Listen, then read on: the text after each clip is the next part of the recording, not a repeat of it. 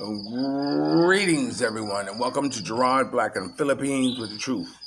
I'm going to welcome you to my channel, all my subscribers, my commenters, my scallywags, my peaches, my triggers, my lovers, my haters, each and every one of you.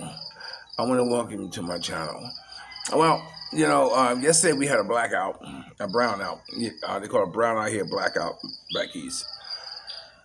And what happened was that, I scheduled a video and I had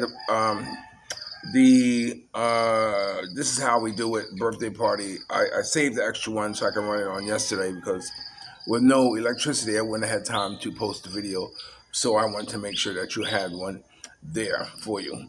But today is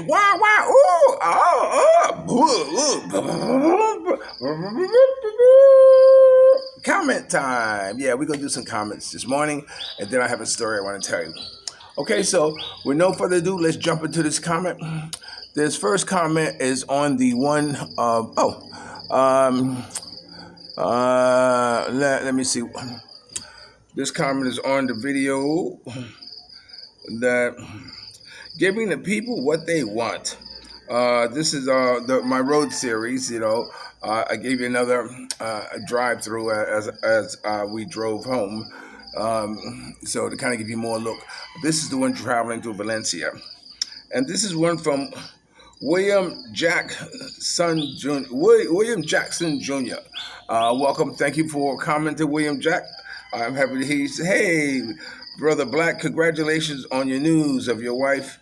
Happy for you." Why, thank you very much, my brother, and thank each and every one of you who have congratulated me on my getting ready to have a child and Mia being pregnant, of course. Thank you for that. Let me see. Another one is from James Wilson. Oh, my neck, my back. I'm still trying to grasp, just on the same video, my neck and my back. So I got to watch that video to kind of draw the connection, but thank you for your comment. I will, so this is where I will fully understand the comment, my neck and my back. Okay, and this is from William Jackson Jr. again. He says, "Brother, can you give us some opinions on marrying a Filipina with children?" Now, I commented somebody else in the comments. I spent a lot of time writing, answering this question about what it's like about being involved with the woman with the child here in the Philippines. I know for me personally, Brother William, that when I decided that I was going to get involved with a woman, a Filipino woman, I intentionally wanted her to have a child, because to me, that takes a whole lot of, take the focus off of me, or my taking the focus off of her, because she has a child that has needs that she has to take care of. So that allows me a lot of, free time for myself. I also made the decision that if I was going to have a woman who had children, she could not have no more than 2, and the oldest could not be more than 10 years old. And the reason I chose that, because that's the age that I think me and when I got involved with her, she had a child that was 9 and one that was 7, or 10 and 8 or somewhere like that. And it was a good time to come in, because it's to me, it's the age where there's a lot of room for bonding. If that's what your intentions are. Keeping in mind, you're dealing with Filipino children, so they have the tendency of being raised by themselves and on their own a lot. But it gave me an opportunity to come into their life where there was a point in time in school. The oldest was asked, "What's your father's name?" He said Gerard, which I was surprised. And then it came a point in time when he wanted to call me, Daddy. So I said, "Oh, okay." I'm surprised. Keeping in mind that Mia had another boyfriend who wanted them to call him Daddy, and they're like, "Oh," like this. So gradually, stuff like that will happen when you're dealing with a child who is in that age bracket. more so than when you get into a child that's like 13, 14, 15, and older. Well, then they are more or less already very opinionated on number one, their mother being with somebody else, and then how they feel or look at you as far as the father figure. So that's why it was important to me to make sure that the child could not be no more than 10 and 10 years old and two.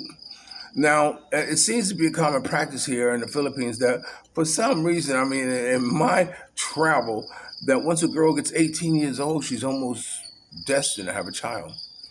And it's unfortunate because it takes a lot of opportunity away from a young lady when she has a child at a young age, and often the time that man doesn't stay with her, and she's awfully stuck as a single mother.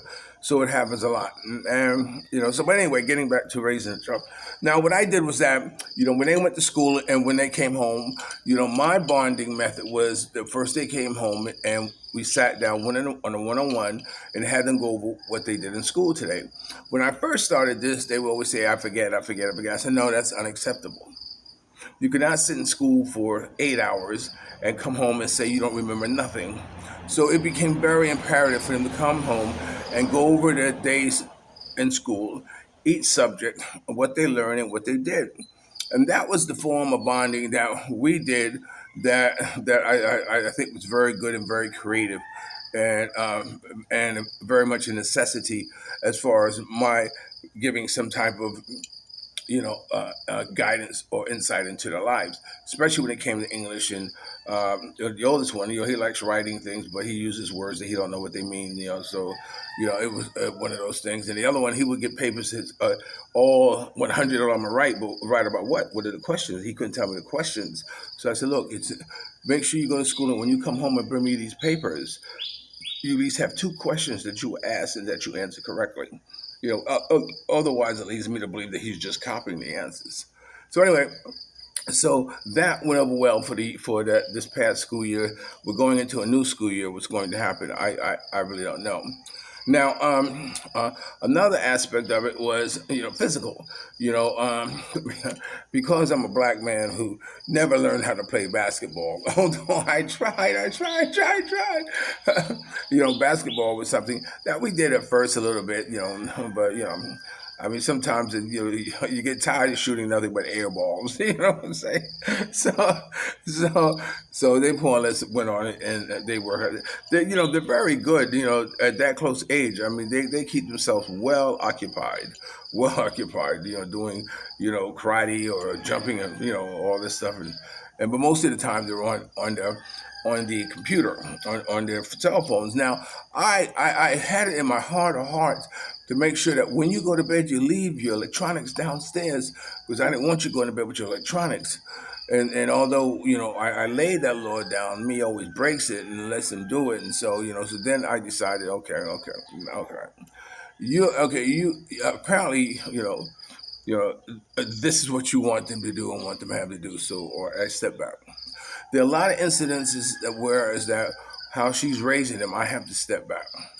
Of course, to my speaking on them, or my speaking to them, she gets immediately defensive and takes their side, and I'm not talking to them, I'm talking to her. Says, I know this is not what this is about.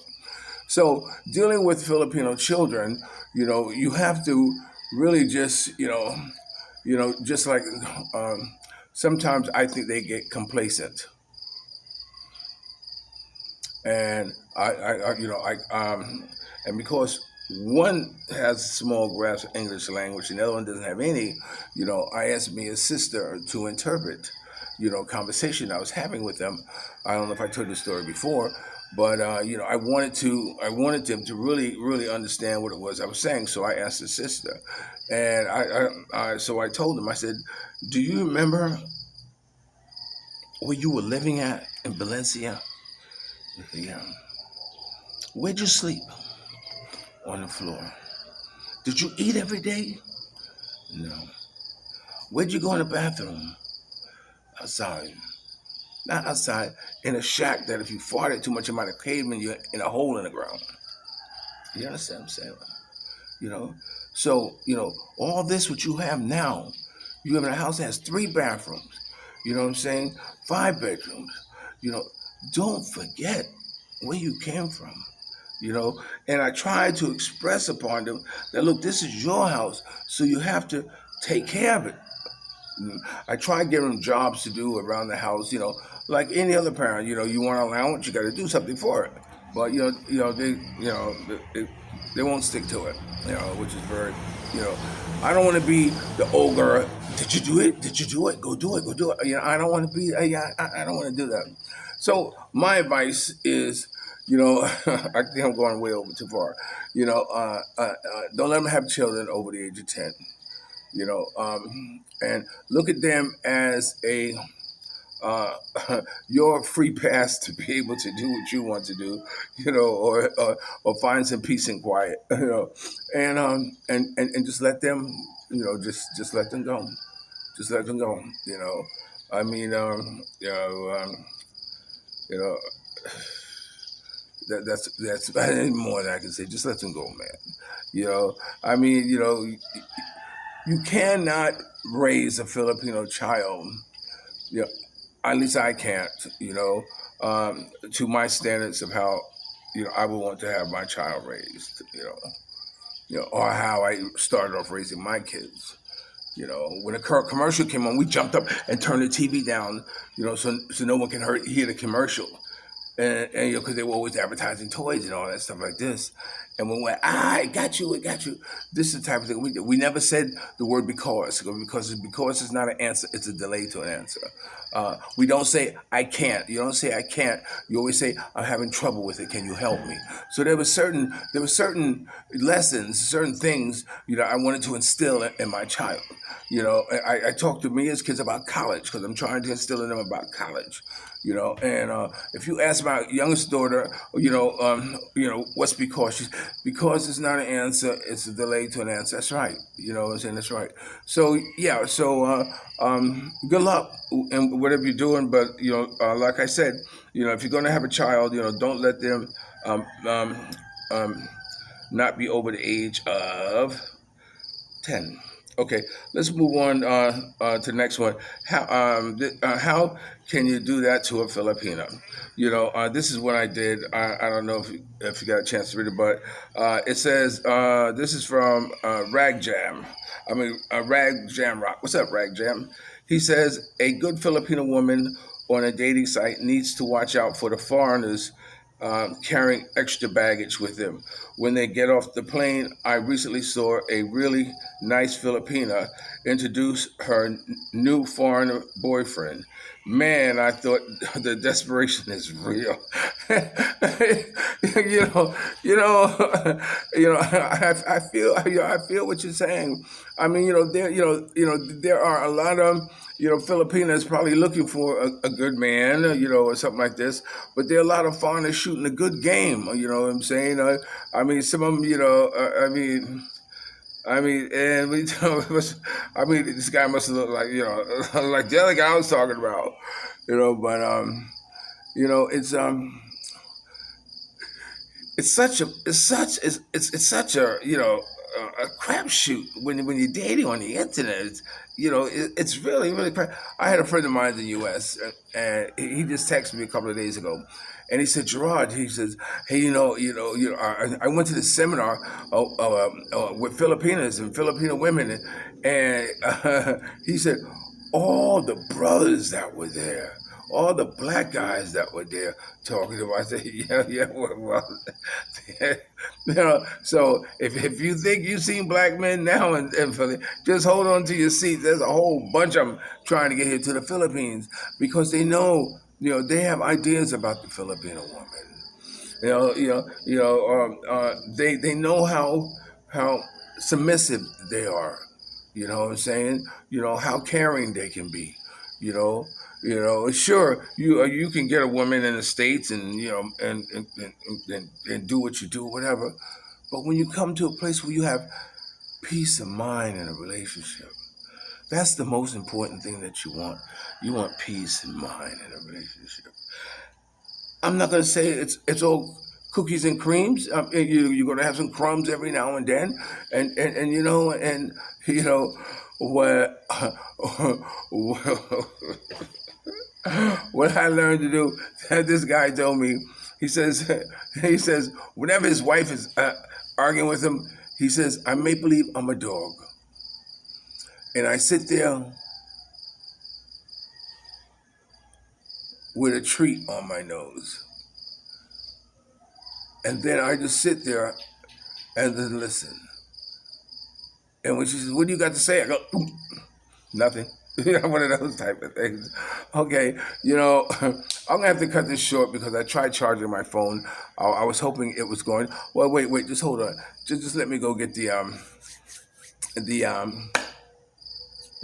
power bank. I'll be right back.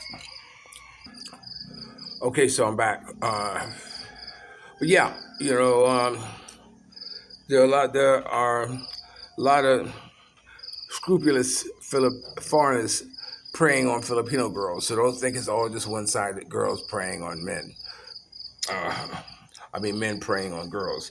But anyway, this was from William Jackson Jr. It says, thank you for your quick reply and explanation. Never say no. Okay, good. I'm glad you'll enjoy that. Bob Wello says, we have a good day. Enjoy. Thank you. Okay, that was that on that one.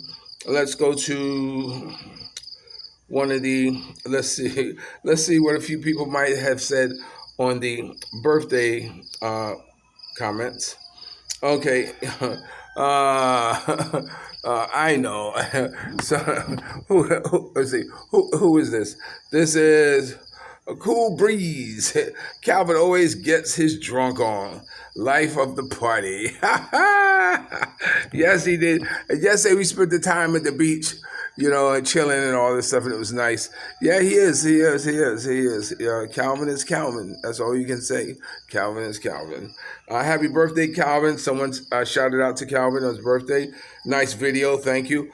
I wish I was there singing. I love to sing karaoke. Who's this? Oh, Cool Breeze. Oh, that was Willie D. who said happy birthday, Calvin. Yeah, and Cool Breeze said, I wish I was there singing. I love to sing karaoke. I love to see how you sound. I hope you check out the one where I did my little karaoke lesson. Okay, let me do one more because I know time is kind of going. Let me see.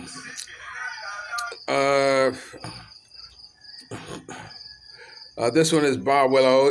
This is also in that series about the birthday. He says, seems like you are all having fun. Yeah, brother, we were. We all having fun. And the last one about my karaoke lesson. This is the first time I'm reading these, so I'm kind of interested in hear what they say. This is Rag Jamrock. He says, I was at a function once, and they asked someone to bless the food. A guy who seemed like he had a few steps up and said, good food, good meat, good Lord, let's eat. The hostess was not pleased. Well, can you blame him, my brother? I guess she wanted to hear a little bit more thanks than a short little mantra like that. But I feel you. But if you had said that, they wouldn't have understood anyway. So I definitely feel you coming from Gerard. Well, James Wilson said, absolutely one of my favorite Gerard Black in the Philippines was a true video. What do you say? Organic, artful, spontaneous, and most importantly, balanced. Thanks for letting us hear and observe the beautiful sounds of the beautiful lady. Art really does imitate life. Why, thank you. That was very nice, James Wilson. I really appreciate that. Sometime I hope some other people also get to read these comments. The ones who end the video get to read the comments because they're really nice. This was from Joey Burrell. Hey, Joey, haven't heard from you in a while. He says, I got a question for you, Gerard. Does Calvin ever stay still or sit down? I see this guy constantly moving around in the background, foreground, and every blog of his party. He's got ants in his pants or something. Well, you gotta understand, Calvin's under some medical issues. He's also on some medication, and he's extreme back pain. So sitting down for any length of time is painful. Walking around seems to alleviate that pain, but it doesn't. I'm sure that alcohol does not help much. But yeah, you're right. He's in constantly perpetual motion. Thanks for that shout out, Joey Burrell. And this is from James Wilson. The music was my favorite part of the singing. Love it, man. Thank you, James Wilson. I'm glad you enjoyed that. But you weren't really saying how I sound. But I guess I'm gonna take it as well as you enjoyed that. Me too as well. Great. This was from Bob Willow. He says, "Great blog today. Well, I enjoyed it. Well, I'm glad you did. It's for you. Really, it's all for you." And uh, um, B. Gerard, 69 says, "Great video." Okay, I'm gonna thank you all for your comments. Uh, some of you may get a second comment on the channel because I probably will answer you. But if you see me say I answer that in the video, you know what I'm talking about. One quick story I want to tell you. How far am I in? Oh, 21 minutes. No, I'll tell you another time. Okay, so you're watching Gerard Black in the Philippines with the truth. Remember, dreams are nothing more than plans awaiting action. Never disrespect elder, always pull someone up. And sometimes you're the only one to see your vision. And the best revenge in life is to live good. I'm living good today. I hope you are too. And if you're lucky enough to have a woman like Ollie Woodson, former lead singer of The Temptation, once sung, treat her like a lady. And ladies, if you're lucky enough to have a good man like me, make him feel like a king. I'll always love you more. Love you like a love song, baby. I'm doing this because I'm thinking about what kind of picture I'm going to post with the video. So I'm looking at the lights and the glasses, all that stuff. It's being artistic. Peace.